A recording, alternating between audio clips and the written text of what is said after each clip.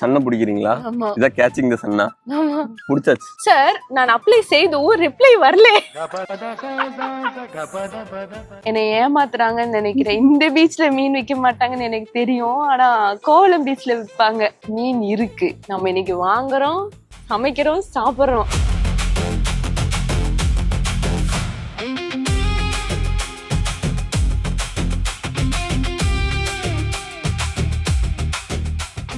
ஆனா காலையில நேரத்துல எந்திரிச்சா எப்படி இப்படி பசிக்குது? நான் வந்ததுல இருந்து பசிக்குதுன்னு சொல்லிட்டு இருக்கேன். என்ன வேணும்? பரோட்டா. பரோட்டா? 6:30 மணிக்கு நான் எங்க பரோட்டா கண்டுபிடிக்க? உங்களால சொல்லுவார்ல பிரியாணி இருக்கா? இல்ல சிக்கன் போட்டு. இப்ப எதுக்கு சம்பந்தம் இல்லாம எங்காவது இழுக்கிறீங்க? பரோட்டா டீ வாங்கி கொடுறோம். என்ன போன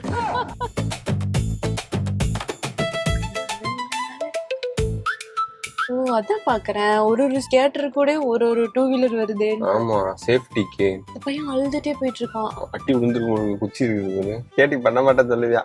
போட்டு. சின்ன வயசுல நமக்கு ஸ்கேட்டிங் ஷூ வாங்க காசு இல்ல. நான் கேட்டிருக்கேன் தெரியுமா வீட்டுல. அது ரொம்ப ஒரு ஆசை இல்ல. அது இருக்கிறதுல ரொம்ப காஸ்ட்லியான ஒரு. அப்பவே 1200 என்னமோ நினைக்கிறேன். எவனோ ஒருத்தன் வந்து நான் போகையில எல்லாம் வந்து என் பின்னாடியே இப்படி அதை புடிச்சிட்டு என் சைக்கிள்ல வந்துட்டு இருப்பான். நான் வீட்டுல போய் கேட்பேன், இது வாங்கி கொடுங்க, இது வாங்கி கொடுங்கன்ட்டு. கன்சிடர் கூட பண்ணது கிடையாது. வாங்கி தருவாங்க. நீ படிக்க வைக்கிறதே கஷ்டம். நீ படிக்கிற படிப்புக்கு இந்த செருப்பே போதும் போடா. ஸ்கேட்டிங் ஷூ கூட வாங்கி கொடுத்துருப்பாங்க. அதுக்கப்புறம் அதுக்கு ஒரு கோச்சிங் இருக்கணும்ல. அது மாசம் 500 ரூபாய். 500 ரூபான்றது எவ்வளவு பெரிய விஷயம். ஆமா, அது மாசம் 500 ரூபாய் கஷ்டம் இல்ல. என்கிட்ட வந்து முடியாது இல்ல அப்படி எல்லாம் சொல்லல. சரி சரி சரின்னு சொல்லி அதுக்குள்ள நான் வேற பண்ண ஆரம்பிச்ச பிரீதி நானே மறந்துட்டேன். அப்படிதான் எதை கேட்டாலும் ஓகே பண்ணிக்கலாம் பாரு. ஆனா இல்ல அப்படின்னு சொல்லக்கூடாதுன்ட்டு அவங்க அதை அப்படியே சொல்லி அணை கட்டிடுறது.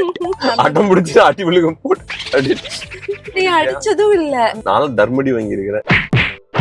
நான் ரொம்ப ரேரா வாங்கியிருக்கேன். அது மோஸ்ட்லி எங்க அண்ணா அடி வாங்குறப்பவே ஓகே இப்படி பண்ண அடிப்பாங்களாட்டு இருக்குது அப்படின்னு சொல்லிட்டு எஸ் ஆயிருவேன். ஆனா எங்க அண்ணா எப்படிப்பட்ட ஆளுனா அவன் பண்ற எல்லாத்துலயும் என்னை ஆட் பண்ணிடுவான். அடி விழுந்தா சேர்ந்து விழுகட்டும், மாட்டினா சேர்ந்து மாட்டட்டும்.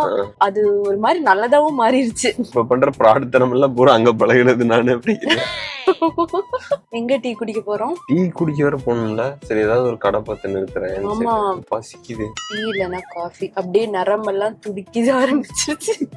குடிச்சதே சாந்தப்படுத்தணும், இல்லைன்னா அப்புறம் ரச்சகன் மாதிரி விட்டுச்சிடும். நானும் இந்த படத்துல எல்லாம் ஈசிஆர் ரைடுன்னுவாங்கல்ல. ஈசிஆர் ரைடு என்னன்னா, ஈஸ்ட் கோஸ்ட் ரோடு வந்து அது ரொம்ப தூரம் போகும். ஒரு நல்ல ஸ்பீட்ஸ் மெயின்டைன் பண்ணிட்டு ரோடு டீசென்டான ரோட்ல போலாம் அப்படிங்கறனால நம்மள இதை குளோரிஃபை பண்ணி காட்டுறாங்க. நம்ம காலங்காத்தால இதுக்காக எந்திரிச்சு வரணுமா அப்படின்னு நினைக்கிற நம்மளுக்கு வந்து ஈசிஆர் ரைடு எல்லாம் குளோரிஃபைடா தெரியாது. Tea coffee coffee tea tea coffee tea coffee tea coffee டீயா? எஸ். எது டீ எது காஃபி? அத சொல்லிட்டே வந்தனே, இது டீ இது காஃபி இது டீ. அதான் டீ. இது டீயா? அத ஒருத்தர் மோந்து பாக்குறீங்க, ஒருத்தர் நக்கி பாக்குறீங்க. டீல இந்த கருப்பட்டி போட்ட போன்விட்டா மாதிரி இருக்கு. எதோ போன்விட்டா மாதிரி தான் இருக்கு. குடிச்சு பாரு. ஆமா, அந்த கருப்பட்டில இருந்து தான் அந்த டேஸ்டே வருது போல இருக்கு. டீ பிளஸ் கருப்பட்டி போன்விட்டா. இங்க பாரு, கருப்பட்டி காப்பியின் நன்மைகள்னு போட்டிருக்காங்க. காஃபியில் சர்க்கரைக்கு பதில் கருப்பட்டியை சேர்த்து குடித்தால் நம்ம உடலுக்கு சுண்ணாம்பு சத்தும் நோய் எதிர்ப்பு சக்தியும் அதிகமாக கிடைக்கிறது. கருப்பட்டி ரத்தத்தை சுத்திகரித்து உடலுக்கு சுறுசுறுப்பை கொடுக்கும். சுண்ணாம்பு சத்து மீன்ஸ் கால்சியம். ஆமா, கால்சியம். ஏன்னா அந்த கருப்பட்டி எடுக்கிறதுக்கு அந்த பனையில மாட்டுவாங்கல்ல, அப்ப வந்து அதுல சுண்ணாம்பு தடச்சு தானே இது வரும். சுண்ணாம்பு அதுல மிக்ஸ் ஆயிருக்கும். உண்மைதானா? சும்மா அடிச்சு இல்ல உருட்டுறதுலாம் கிடையாது, உண்மைதான். பனைமரத்துல பதனி இறக்குவாங்கல்ல, களையத்துல சுண்ணாம்பு தொடச்சு தான் களையம் கட்டுவாங்க. 2 சுண்ணாம்பு தொடச்சு இறக்குனா 1 தொடைக்காம. இதுல வந்து தொடச்சு இறக்குனதுல இருந்துதான் இது எடுப்பாங்க. இப்பதான் என் நரம்பெல்லாம் சாந்தி அடைஞ்சிருக்கு. என்னதான் சொல்றோம், நமக்கு இந்த காலையில இந்த அடிக்ஷன் அது இதெல்லாம் கிடையாது அப்படின்ட்டு. அடிக்ஷன் நிஜமாவே. அப்ப இது காலையில கொடுத்தா நரம்பெல்லாம் சாந்தி அடையுது. இது வந்து கொஞ்சம் பிரிஸ்காக்கி விட்டுரும். First stage of hallucination. அதெல்லாம் சும்மா சொல்றது. உண்மையிலேயே டீ காஃபி குடிக்கிற பழக்கம் எல்லாம் கிடையாது. ஒரு நாளைக்கு ஒரு டீ தான் குடிப்போம், நிறைய எல்லாம் குடிக்கிறது இல்ல. அதுவும் மார்னிங் வந்து கன்ஃபார்மா மேக்ஸிமம் அவாய்ட் பண்ணுவோம். அவாய்ட் குடிச்சு முடிச்சு டீ என்ன அவாய்ட் பண்றேன். இப்பதான் என் கண்ணு பிரைட்டா தெரியுது. காலையில இருந்து எல்லாமே மங்களா தெரிஞ்சிட்டு இருந்துச்சு. டீ குடிச்சாதான் அப்படியே ஃப்ரெஷ் ஆகுது. எனக்கு இன்னும் ஃப்ரெஷ்னஸ் தேவைப்பட்டுச்சு, அதனால நான் காஃபி குடிச்சிட்டேன். அந்த டிஃபரன்ஸ் ஃபீல் பண்ணிருக்கியா? டீ காஃபி எனக்கு அப்படி தெரிஞ்சதே கிடையாது. கேஃபின் குடிச்சோன்னே ஒரு எனர்ஜைஸ்டா ஃபீல் ஆகும், அப்படி இருக்காது. எனக்கு வந்து சூடா குடிச்ச ஒரு மாதிரி இருக்குல்ல, அந்த மாதிரி தான் இருக்கும்.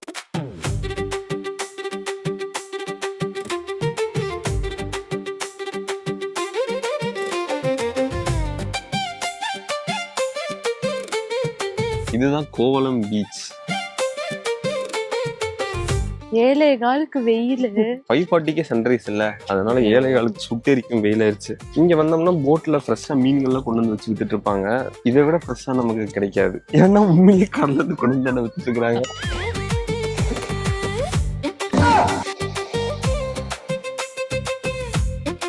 என்ன இன்னைக்கு ரொம்ப ஜாம் ஆகுது. அங்க பாரு சங்கு. நாக்கு மீன் 500. மடவனா? இதான் இந்த மீன் பேர் தான் மடவை.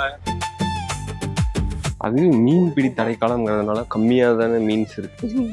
இருந்த போட்டெல்லாம் பார்த்தாச்சு. சரி, அப்படியே போய் ஒவ்வொரு போட்டா போய் பார்க்க வேண்டியது. மறுபடியும் போய் இருந்த போட்டுகள் எல்லாம் ரீவிசிட் பண்ணிட்டு வருவோம்.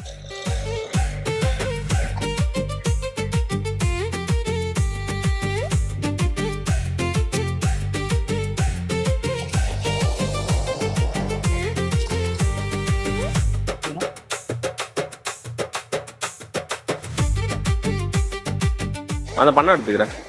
இன்னொரு போட் வருது, ஆனா நம்ம அதுக்குள்ள வாங்கிட்டோமே. பரவாயில்ல.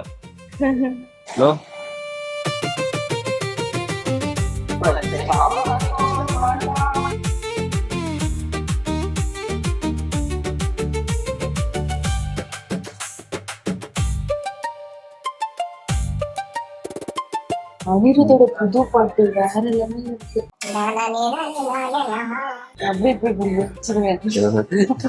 நல்லா இருக்கு. ஆனா எனக்கு டாக்டர் படத்துல வந்து சொல்லல பாப்பா அதே மாதிரி இருக்கு. எல்லாம் கர்நாடிக் மிக்ஸ்ல நல்லா இருக்கும். ஆனா அது வேற இது வேற மிக்ஸ். வேறதான். மாவு ஒண்ணுதான், அதுக்காக இட்லி தோசையும் வேற வேற தானே. அப்படி தேங்க்யூ. நானே மறைஞ்சிட்டேன். எப்படி சின்ன வயசுல ஹீரோஸ் ஆகணும்னு ரொம்ப ஆசையா இல்ல. எனக்கு வாங்கி எனக்கு நெய் தோசை வாங்கிட்டு இப்படி போன் மாதிரி செஞ்சு கொடுக்கலன்னு அப்செட் ஆயிருவேன். ஆமா, கடையில போய் திடீர்னு கேட்டா ஒவ்வொரு கடையில இப்படி ரோல் மாதிரி கொடுத்துருவாங்கல்ல. சில கடையில இந்த மாதிரி தோசை இருக்குமா, அதுல சின்னதா வேற குட்டியா ஒரு தோசை இருக்கு, அதனால தொப்பி வச்சு கொடுத்துருவாங்க. அப்புறம் போய் தொப்பி அப்செட் ஆவேன். பாட்டுக்கிட்டு இருப்பேன், இந்த கடையில இல்ல தொப்பி இல்ல அப்படின்னு.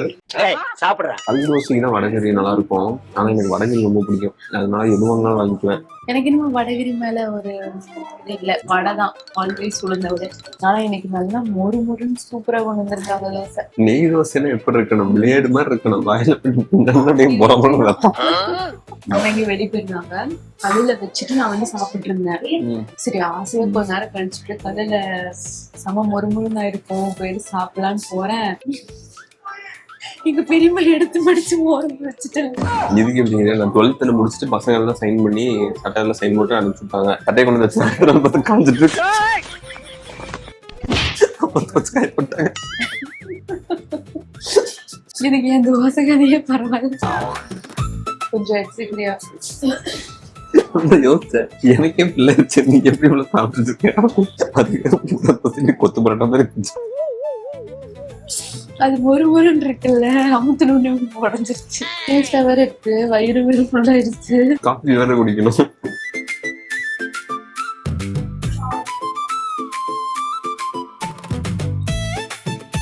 என்னதான் இருந்தாலும் தோசை சாப்பிட்டு வடை சாப்பிட்டு ஒரு காஃபி குடிக்கிறது சுகமே. அதுக்கப்புறம் பேர் தம் போடணும், தம் அடிச்சுக்கிறீங்க, கொஞ்சம் பாக்கு போடணும் அப்படின்னு பாக்கு போட்டு பத்தல அதோட தர கிடைக்கலாம் அப்படின்னு. நானும் என்னோட ஃப்ரெண்டும் இந்த டிக்டாக் வந்து சில ஒரு டைலாக் டிக்டாக் பண்ணோம். சம்படிப்பியா பாக்கு போடுவேன் உங்களை நீங்கள அப்புறம் என்ன வயசு வரைக்கும். நானும் ஸ்கூல் படிக்கிறப்ப இடையில கொஞ்சம் நாள் ஹிந்தி கத்துக்கணும்னு சொல்லி ஹிந்தி படமா பாத்துட்டு இருந்தேன். ஒரு பாயிண்ட்ல புரிய ஆரம்பிச்சிருச்சு. நான் பார்த்த படத்துல வசனமே இல்லை. அப்பயும் தூக்கிட்டு போயிருவாங்க நினைச்சு நான் இன்னும் கொஞ்சம் வச்சிருக்கீங்க. இந்த ரீப்ல ஊதி ஊதி நான் இன்னும் 10 பேப்பர் ஃபார்ம் ஃபில் பண்ணுவேன். எதுக்கு இப்படி வடை வாங்கணும்? அந்த பர்கர் பாட்டுக்கு பேசாம இருந்தாங்க இருக்கும்.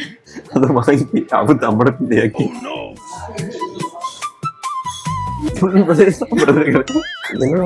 மினி ஃபில்டர் காப்பி 40 ரூபா, ஃபுல் காப்பி 50 ரூபா.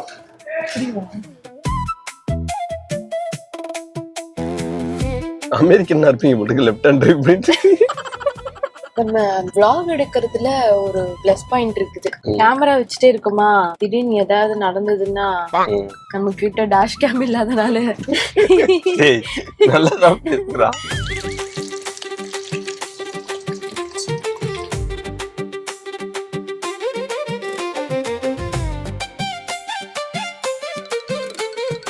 ஃபுட் இன்ஃப்ளூயன்சராகவே மாறிட்டியா? அதுக்காக தானே போனது இன்னைக்கு. வாங்க அப்ப அதை காட்டுறோம்ல. ஆனா எனக்கு குழம்பு மீன் அவ்வளவு பிடிக்காது, வறுத்த மீன் தான் பிடிக்கும். எனக்கும் தான். ஆனா குழம்பு மீன்ல தான் ஸ்ட்ரென்த்னு சொல்லுவாங்க. இதெல்லாம் சும்மா சாப்பிடாதவங்க எனக்கு சொல்லி சாப்பிட வைக்கிறது தான். குழம்பு மீன்ல தான் ஸ்ட்ரென்த், எலும்புலதான் ஸ்ட்ரென்த், எல்லாம் ஏமாத்திடுறது. Strength confirm 100%. அதெல்லாம் உள்ளது ஏமாத்துறது தான். ஆனா மீன் செம ஃப்ரெஷ், குழம்பு சூப்பர் டேஸ்டா இருக்கு. ஆனா காலையில போய் எனக்கு கருகிட்டு வந்தது பரவாயில்ல, ஒர்த்து. சென்னையில இருந்து இப்படி வெயில் அடிக்குது. நாங்க வந்து காலையில வீடியோ எடுத்துட்டோம். வீடியோ எடுத்து முடிச்சுட்டு வந்து கார்ல எடுத்துட்டு இருக்கும்போது பாத்துட்டு இருந்தா, என்னடா இது இவ்வளவு கருப்பா தெரியுது நம்ம மூஞ்சி அப்படின்ட்டு. கருப்பா தெரியலடா, கருப்பா தான் ஆயிடுச்சு. காலையில வெயில்ல ஒரு 1 மணி நேரம் 1.5 மணி நேரம் நம்ம இருந்ததுக்கே வந்து மூஞ்சில அவ்வளவு டேன் ஆயிடுச்சு, பயங்கரமா டேன் ஆயிடுச்சு. விட்டமின் டி தேவையான அளவு 1 வருஷத்துக்கு. அப்பதான் போன்ல பாத்துட்டு இருக்கேன். இன்னைக்குதான் வந்து சென்னையில இருக்கிறதுல ஹாட்டஸ்ட் டேவா 42 டிகிரி. ஃபீல்ஸ் லைக் வந்து 52. ஐயோ, இந்த சென்னையில இருக்க ஹியூமிடிட்டிக்கு 52 டிகிரி மாதிரிலாம் இருந்துச்சுன்னா என்ன ஆகுறது? அதனால மக்கள் எல்லாம் வெளியே போற மாதிரி இருந்துச்சுன்னா நிறைய தண்ணி குடிங்க, முடிஞ்ச அளவுக்கு ஹைட்ரேட்டடா இருங்க, நிழல்லே இருங்க, முடிஞ்ச அளவுக்கு வெயில் அவாய்ட் பண்ணிக்கலாம். காலையில வெயிலுக்கே இந்த நிலைமை. அவாய்டபிள் ஸ்டேஷன், வெளியே போய் தான் ஆகணும், வேலை அப்படிதான் இருக்குன்னா நிறைய ஜூஸ், தண்ணி, மோர் அது மாதிரி குடிச்சு உடம்ப கொஞ்சம் நல்லா வச்சுக்கணும், ஹைட்ரேட்டடா. இந்த உண்மையிலேயே இந்த வெயில் காலத்துல விளம்பரம் வரும்ல, குத்தும் எரியும் வெயில் அப்படின்ட்டு பரிதாபங்கள்ல கூட பண்ணியிருந்தாங்கல்ல, அந்த மாதிரிதான் இருக்குது உண்மையிலேயே. வெளியே போனோடனே ஸ்ட்ரா போட்டு உடம்புல இருக்கிறதெல்லாம் உறிஞ்சிருக்கு. இந்த வெயிலுக்கு பயந்துட்டு இதுக்கப்புறம் நாங்க ஈவினிங் விளாகர்ஸா மாறிடலாம் அப்படின்ட்டு இருக்கேன். இனிமேல் பகல் விளாக் எல்லாம் வெயில் காலம் முடிகிற வரைக்கும் வராது, ஈவினிங் கண்டென்ட் மட்டும் தான்.